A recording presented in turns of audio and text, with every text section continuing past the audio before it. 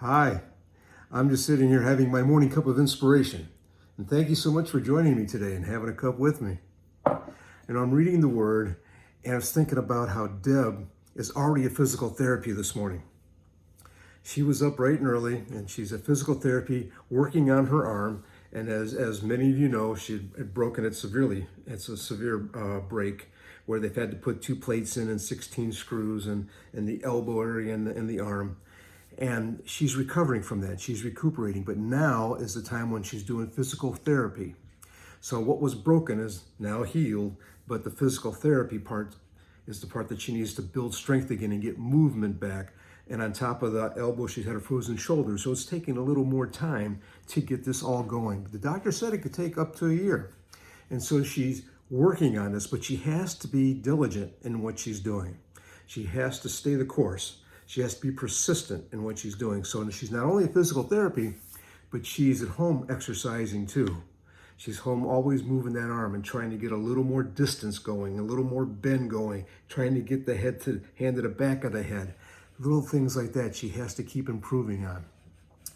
And I'm reading the Bible on this because I know that we have to have our physical exercise, but what about our spiritual exercise? How does that tie in as well?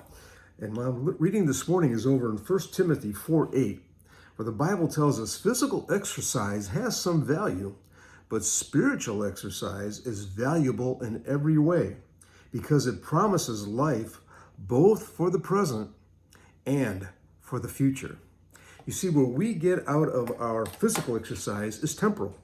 It helps us here while we're on earth. It keeps us in shape. It's not going to guarantee that we're ever going to get sick or get diseases in that, but it keeps us going. It keeps us running, man. It keeps us at the peak of what we can be in our lives at that time.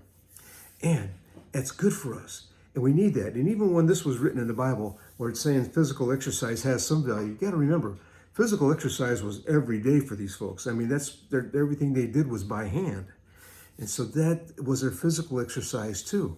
But the spiritual exercise is what grows us spiritually so that we not only here on earth, but beyond when we're in glory with our Father. That's where our spiritual exercise is taking us, and that's where it's going to keep us going.